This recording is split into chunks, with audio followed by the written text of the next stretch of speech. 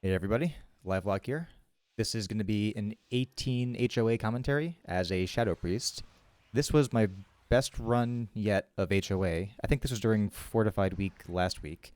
I just couldn't get around to the commentary yet.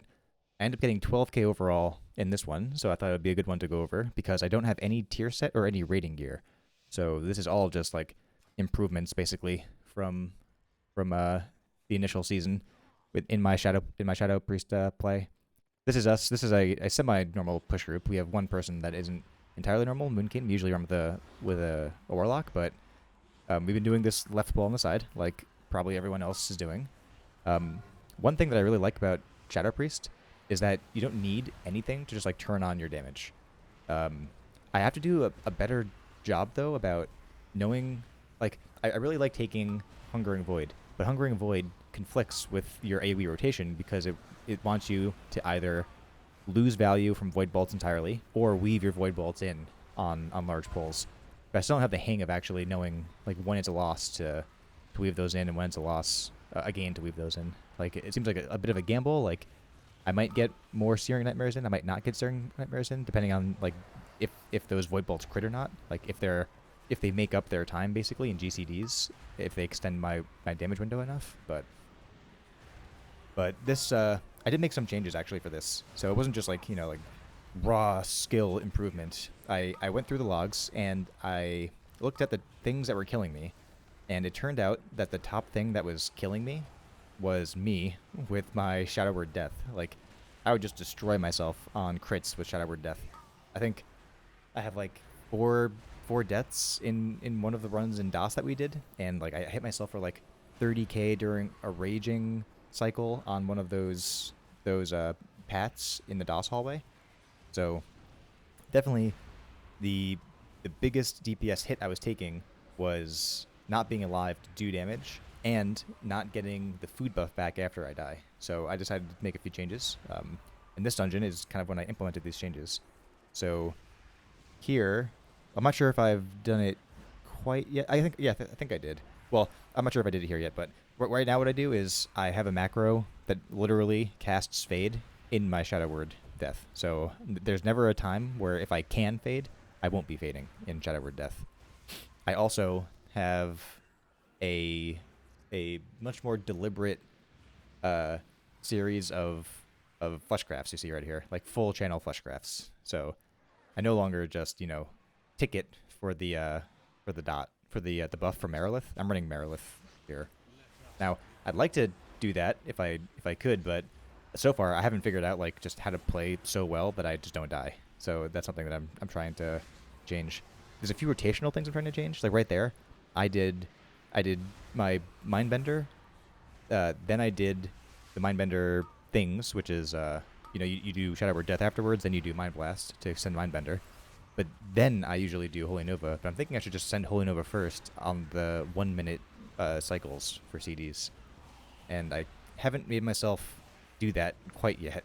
Although I did change my weak aura over here so that at least Shadow Word Death lights up during my Mindbender window, because I was losing a lot of Shadow Word Deaths towards the end of the Mindbender window. So the only mechanism I really have to fix that is my weak aura set over here, which I make for every class that I play. It's pretty big for Shadow Priest though. Um, as an aside, I've been playing a little bit of Shaman as well, and I made my weak aura set for Ellie Shaman, and it's like 3 boxes. I was like, what the hell is going on with this class? It's so simple. Um, but but here, sorry for this key. Yeah, so we're just doing all these normal things, and so far, I think. Ooh, yeah. So I have to not stand in melee and get frontaled by the Dark Blades. So far, really the improvement here comes from just like actually hitting all of these windows, these CD windows so far, because we aren't doing like especially large pulls. Like we're doing like pretty normal pulls. These are at least we were doing normal enough pulls that like I would have done these in all of my previous HOAs, and I wouldn't have had my 12k damage to show for it. So um, yeah, so there are a few other changes actually I made. I made changes to my weak auras. So you see this over in the side, this 300 green foot thing. I I was having a lot of trouble actually casting spells with present because the CDR is so much during Bloodlust that like I press buttons, but I don't even know if I casted the ability because nothing goes on cooldown at all. So like I'm like spamming Void Bolt and I don't know if it's actually working or not. I have to like look over here into my details window to see if it's working. So what I had to do because of that was make a weak aura that first turns my dynamic lag tolerance way down to like 130 or so when I'm in my CD windows when I have Bloodlust. So like I think I put the haste like if I'm over 90% haste, then I'll dynamically update my lag tolerance to like 130, and that just means that I can't mistakenly like queue more spells when I have really low haste. There's like a lot of resources online about lag tolerance and auto spell queue window if you're interested, but it helped me a lot. I think it was actually very, very helpful. The other thing that I did was get this little add-on weak aura thing over here that shows you the spells that you actually casted, because I needed to actually see the Void Bolts show up here to know that I was casting Void Bolts because my UI was like unresponsive during high haste with tons of mobs. So those two things actually did help a lot. I noticed a big difference, like in the single target damage especially because the Void Bolt situation was just like terrible. Like I would think I was casting Void Bolt, but I'd get a proc of Mind Blast, and then I would have preferred to cast the Mind Blast, but my Mind Bender pet would go away. Oh, here our rogue is gonna go capture this this gargoyle, and I'm going to use the best utility in the game, Life Grip, to bring him back. Another thing that I'm trying to do here is ignore Vampiric Touch on these extra large pulls. There aren't really any of these in halls, but in DOS, for example, like I've spent a lot of time in DOS actually dotting like the urn pull, on the way there, to the extent that I've somewhat delayed the actual cooldowns I was supposed to use on them for some reason. But obviously, like at the end of that pull, I think like 70% of my damage is Searing Nightmare, and like 10% is like Vampiric Touch or something. So that was definitely the wrong choice that I'm trying to correct now. This is definitely, so let's see. This is definitely a scary situation where I might have killed myself in the past by Shadowword Deathing myself.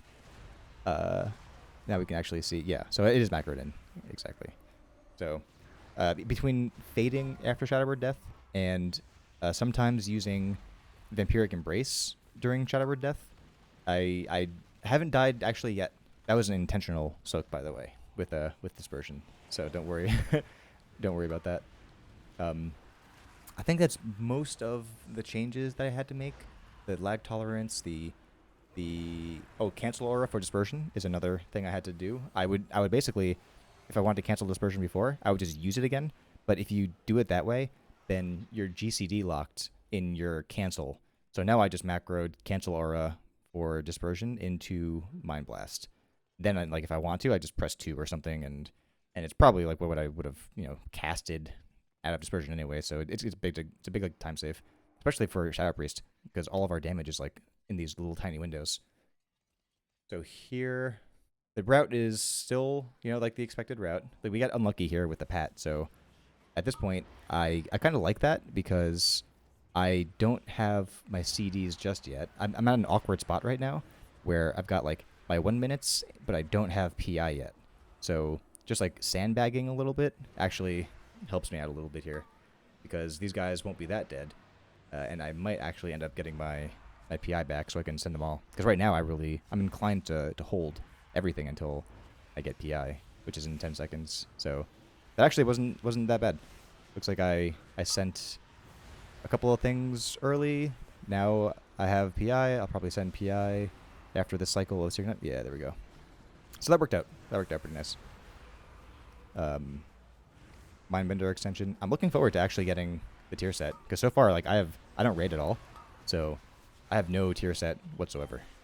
This it's kind of rough because when you're doing pugs, like everyone else is really like improving a lot if they're raiding, but I'm basically, me and my group, we're not going to improve like at all until 2 months after the expansion, because that's just like how the game works right now.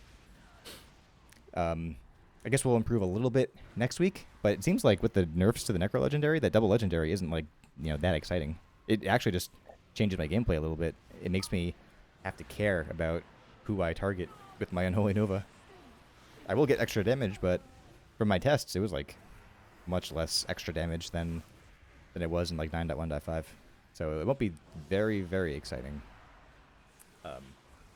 But we clean this pack up here. Oh, I also have a couple of extra weak auras on the left over here for like various buffs that proc. Like, so I know that I'm in like, you know, this damage window, for example, and like maybe I'll try extra hard to stop moving, or I'll just take something with fade because I know that I only have a couple of seconds left on this proc for my hasteling, for my changeling, my haste changeling.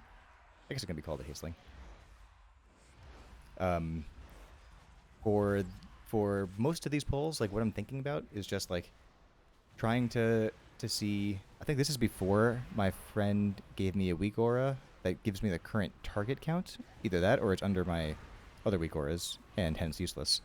But I'm just trying to actually do the right thing for each target count. Like this one is like, I think there's 8 mobs here, so that means I should just be using Searing Nightmare basically, and then filling in gaps with Mindbender. But I don't think I actually do that. So I think I probably could have had more damage here if I did that. And since I was pretty full on my Insanity, I probably should have just started Searing Nightmare. Well, started off with Empiric Touch, because I had only 1 minute windows, then Searing Nightmared, and then threw out Mindbender when I was out of enough Insanity to cast Searing Nightmare to kind of recoup it. But I mean, it was still decent damage, but just like, no, it could have been more. And like all these little things are what makes a difference between like even like a 10.5k run and a 12k run.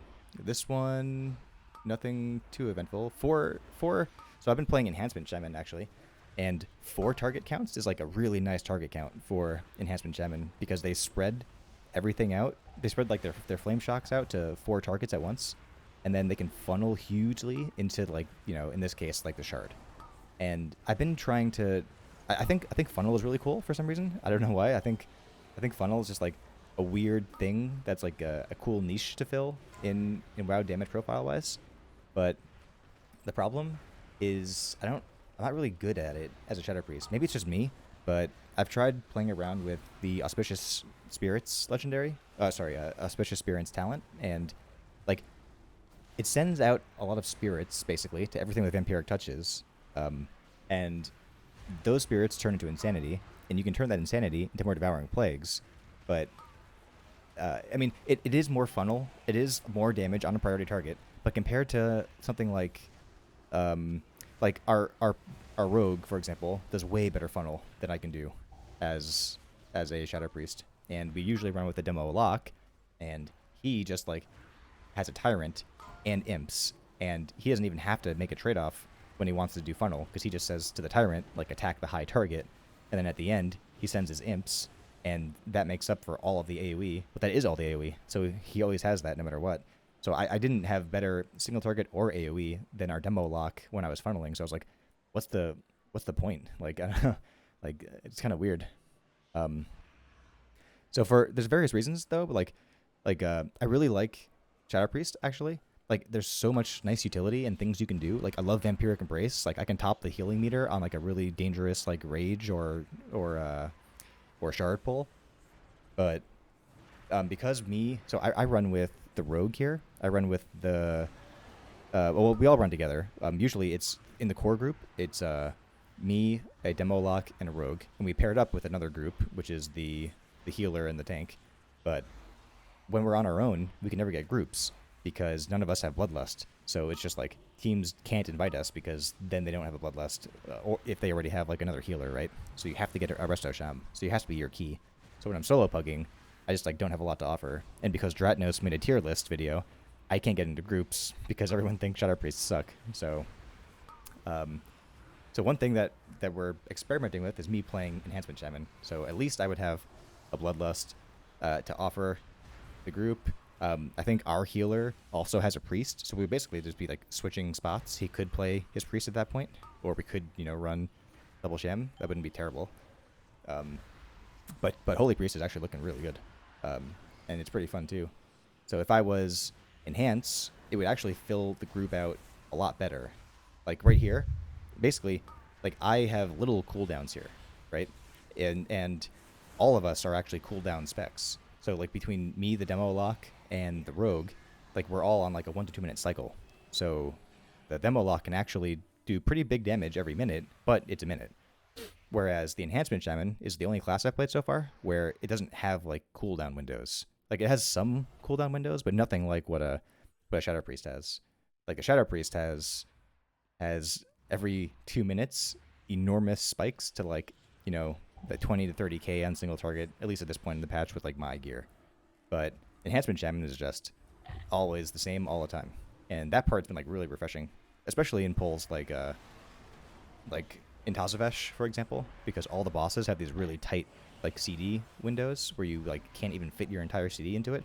It was really frustrating as a priest because I couldn't even get a full Hungering Void cycle off, before we started to have it, before we had to like run and do like mail RP on the mailroom. So that doesn't happen at all with the enhancement shaman. So it's been really fun, but I still love like Shadow Priest too. Like I love the cooldown cycle basically, and it's a mobile caster, and being a caster is so much nicer than being melee. Yeah, okay, so I take that, but that's fine because I have my Necro Shield. But like, if I didn't have my Necro Shield right there, like on a higher key, I'd just be dead, right? And that means I do no damage. That means I lose all my buffs. So because I'm full casting my shields now for Necro, um, like I'm just living like in situations where I wouldn't have lived before. This was not a great shard placement, unfortunately, but it's fine. Another good thing about Enhancement Shaman relative to Shadow Priest is that it's also Necro. So we have a Necro still. So it kind of fits in over there too. um, I'm pretty sure this is a fortified week, so this shouldn't be too scary though. Probably skip ahead a little bit. At this point in the poll, I'm thinking to myself like, or in the dungeon, I'm thinking like, oh hey, 14k, like maybe I do big damn this time. This is gonna be very nice. Um, we skip up ahead. Having a rogue for shroud is always nice.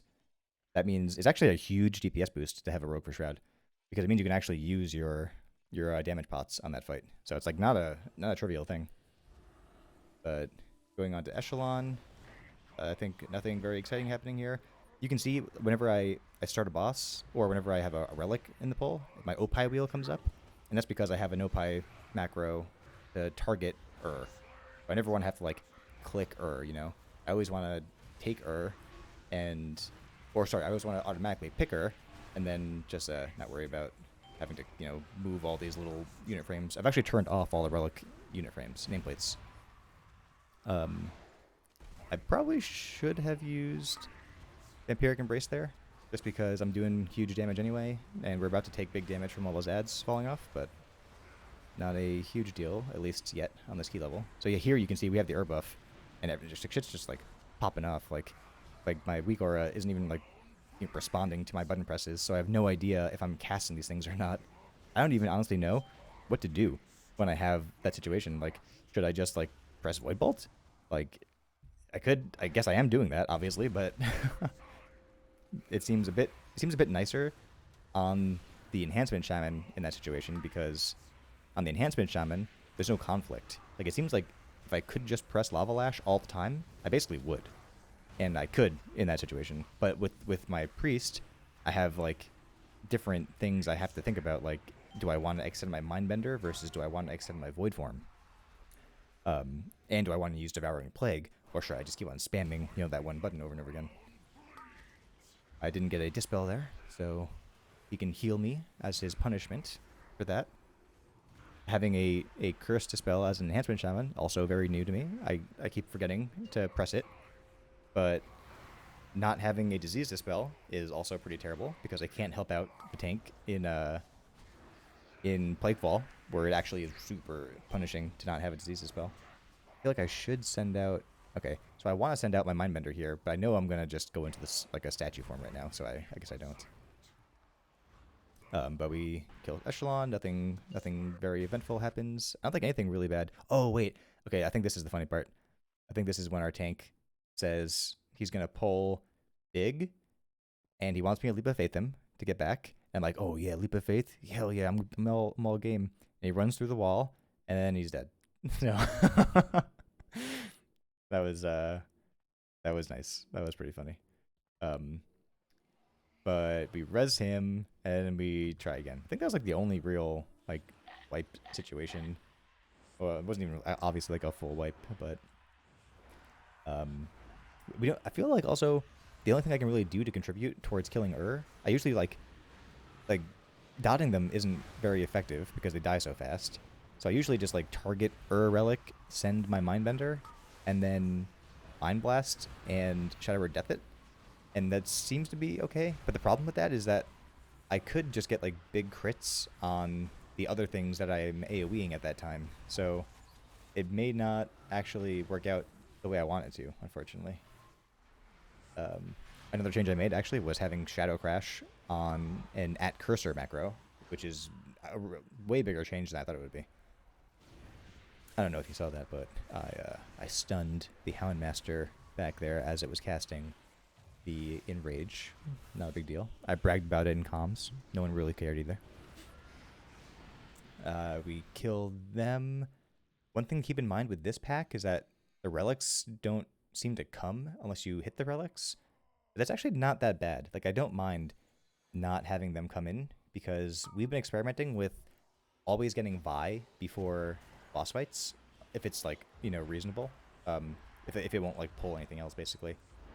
So like having Vi paired with on boss fights has been like huge damage. Not as huge for me as it has been for our demo lock, but still really big for me as well. Like I did like 15 or 16k DPS on a Marth, which is like a lot for me. Usually I end up with like maybe 10 or 11 on a Marth. And one of the advantages there, I guess, like I don't have any, like I have to pick between doing AoE and doing like single target damage, at least until I get my tier set, which like, you know, come on, like like I wish this wasn't a thing, having to wait so long for it. I'll just have to like improve through gameplay up until 2 months, and then I'll just get a massive power boost out of nowhere. But yeah, we kill them. I'm pretty sure we elect to get Vi. Yeah, here's Vi. And then we have to kill Vi. You can't really pull Vi into the boss, unfortunately, but whatever, I think that's fine. So now we got the big haste buff, which is like a little mini bloodlust. We kill here into the boss, and I'm just gonna skip this boss because like on any key level, like there's never anything interesting to say about this boss, right? Like you just do it, and like no mechanics actually matter, and it's just like, you know, pure time. It's basically like a patchwork fight. The priest mind controlled the Stoneborn, so he had huge single target DPS, of course. This room I'm still totally confused about. I've tried to just like focus on one corner as my damage to see if like that would be any better, but I still can't get like anything reasonable in this room. I think I'm just like trying. There's like I see all these things. I want to dot them all, but it's just like not a good idea to me. But at least now what I can do is I could send all my cooldowns on this fight because it takes long enough, and we have that it's like, you know, possible. Whereas before I would have to at least hold my PI in void form, so I'd have really like nothing at all. At least on tyrannical weeks, because I would definitely want that for the initial phase of the boss, so I can get some lust value. But now I'm just like, well, actually I didn't do too bad, I guess, here. That was at least relative to other people. But now what I'm doing, like I'm ethically not padding on the middle there, and I'm trying to kill off these tormented souls, but I have no more cooldowns. So, like, this is the bad part about Shadow Priest, is like all my damage is in the cooldowns. So what can I really do, you know, when I don't have the cooldowns? I just like start dot things, and I'm doing like maybe 6k DPS. Like I might as well not even be there. And that's not the case for the enhancement shaman at all. Like the enhancement shaman is just like always on. Like there's like a small ramp period, and it's kind of like Shadow Priest in that way. Like you have this like little ramp period of dot building, but it's way easier to spread your dots as enhancement, and they maintain themselves. So it's just like, I feel like it's a much smoother rotation than Shadow has right now. Here, there's also nothing really to say here. We just kill them all, and At this point, we have 2 minutes. I think we don't time this. We just barely don't time this. Um, and it's because we had, I guess the damage was just like a little bit too low for 18 because we didn't actually do anything wrong. Like maybe there was like maybe we could have pulled 2 packs in together and done like another giant pull. It's unclear, but I don't feel too bad about this because it felt like pretty good. Just with like more gear and more damage, it would have been like a lot easier. And Lord Chamberlain, there's something related to, everyone has done this a million times. I do find that doing this as a Shadow Priest is like pretty chill. Like, I'm back here, like doing, just my rotation, whereas as a melee, I'm dodging tornadoes. I'm jumping out of these floor things. I'm, running back in. I'm charging in, and I'm just, look at me back here. I'm having a good time. We do this.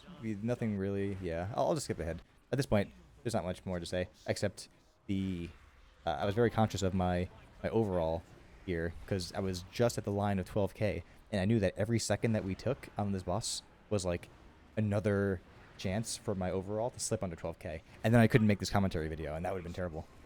Oh yeah, see, if I didn't do a full channel fleshcraft a couple of seconds ago there, I would have been dead. And if I'm dead, then my damage goes under 12k, and then I can't make the video. So that's just like, another reason to do this, right? The full channel fleshcraft I'm a big fan of right now. It's like, it actually just like saves me, so much, and I still have my food buff right now. Like I would have died at least 2 times so far in this run if I didn't do full channel fleshcraft. And like, what's the cost is like a couple of seconds, right? So my damage is 11.9 here, but the overall dynamic damage plugin says 12k. So I was like, okay, that's 12k. Who are we kidding? Yeah, that was it.